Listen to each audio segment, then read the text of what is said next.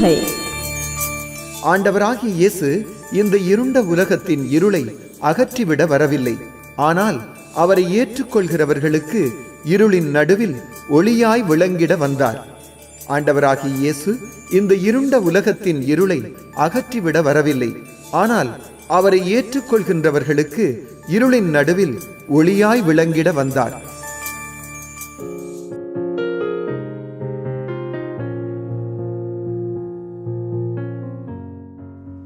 மறுபடியும் சத்திய வசன நிகழ்ச்சிக்கு ஊடாக உங்கள் அனைவரையும் சந்திப்பதிலே நான் பெருமகிழ்ச்சி அடைகின்றேன். இன்றைய நாளிலே உங்களோடு சேர்ந்து சிந்திக்க தலைப்படுகின்ற வாக்கியம் எபேசியர் 5ஆம் அதிகாரம் 8ஆம் வாக்கியம். கர்த்தருக்குள் வெளிச்சமாய் இருக்கிறீர்கள், வெளிச்சத்தின் பிள்ளைகளாய் நடந்து கொள்ளுங்கள்.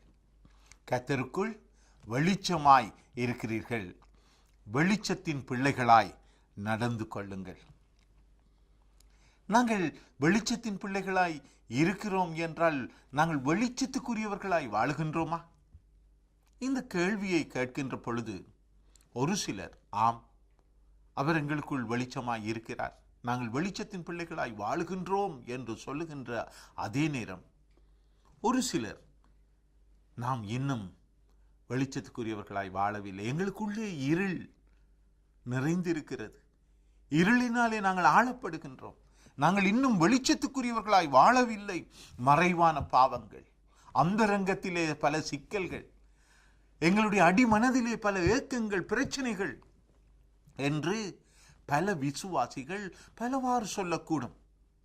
ஆனால் வேதம் சொல்லுகிறது, கர்த்தருக்குள் வெளிச்சமாய் நீங்கள் இருக்கிறீர்கள் என்று.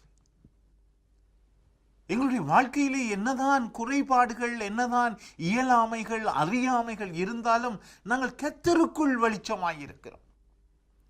எங்களுடைய குறைவுகளை, எங்களுடைய இயலாமைகளை, எங்களுடைய ஆற்றல் குறைந்த காரியங்களை எண்ணி நாங்கள் அலறி துடிக்க தேவையில்லை. காரணம், கர்த்தருக்குள் நாங்கள் பலமுள்ளவர்களாய் இருக்கிறோம், கர்த்தருக்குள் நாம் வெளிச்சமாய் இருக்கிறோம், கர்த்தருக்குள் எம்மாலே முடியாத காரியம் எதுவும் இல்லை.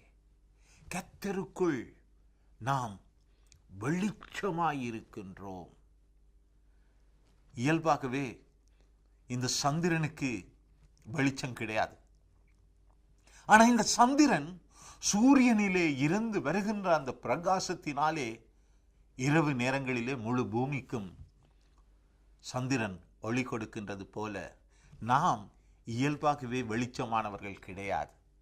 இயல்பாகவே நாம் இருளுக்குரிய மக்கள். ஆனால் கர்த்தருக்குள் நாம் வெளிச்சமானவர்களாய் இருக்கிறோம்.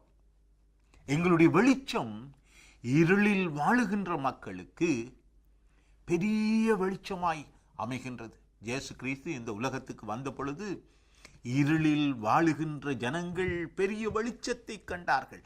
மரண இருளின் பள்ளத்தாக்கிலே ஒரு பெரிய பிரகாசம் தோன்றியது என்று சொல்லி வேத வாக்கியம் சொல்லுகின்ற பிரகாரம் அவர் வெளிச்சமாய் இந்த உலகத்திற்கு வந்தார்.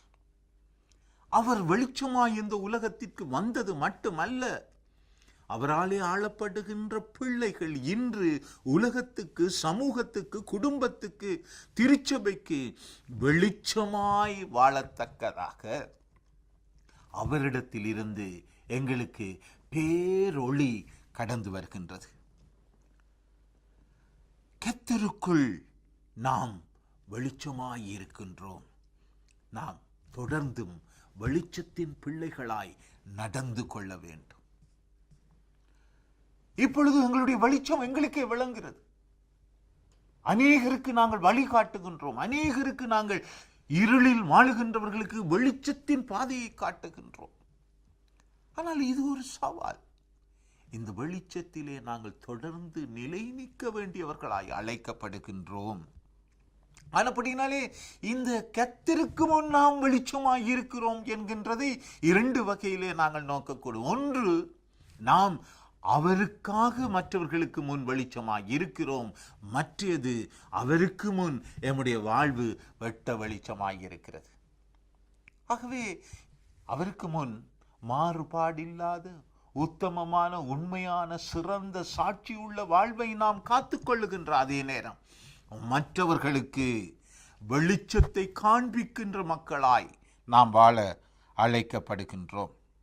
யாக்கோபு 4 அதிகாரம் 10 வாக்கியம் இப்படி சொல்லுகின்றது, கர்த்தருக்கு முன்பாக தாழ்மைப்படுங்கள், அப்பொழுது அவர் உங்களை உயர்த்துவார். கர்த்தருக்கு முன் தாழ்மைப்படுங்கள். நீங்கள் தாழ்மைப்பட தாழ்த்த அவர் உங்களுக்குள் அதிகமாய் வெளிச்சத்தை கொண்டு வந்து அநேகருக்கு வெளிச்சம் தருகின்றவர்களாய் உங்களை உயர்த்துவார். இதுதான் அந்த பேருண்மை. நாம் இயல்பாகவே வெளிச்சம் தருகின்றவர்கள் அல்ல. கர்த்தருக்கு முன் இன்னும் நம்மை தாழ்த்துகின்ற பொழுது அவர் எம்மில் பிரகாசமான வெளிச்சமாய் வந்து செயல்படுகின்றார். ஜெபிப்போமா?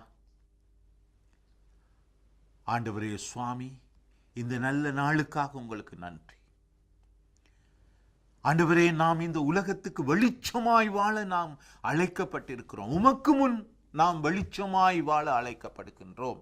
இந்த சமுதாயத்திலே நாம் வெளிச்சமாய் வாழ அழைக்கப்படுகின்றோம். ஆகையினாலே தொடர்ந்தும் இந்த வாழ்வை உமக்கு உத்தமமாகவும் சமூகத்துக்கு வழிகாட்டிகளாய் வெளிச்சம் காட்டுகின்றவர்களாய் வாழ எங்களுக்கு உதவி செய்து எங்களை வழிநடத்தும்படியாக இயேசு கிறிஸ்துவினுடைய நாமத்திலே கெஞ்சி நிற்கிறேன் நல்ல சுவாமி. ஆமென்.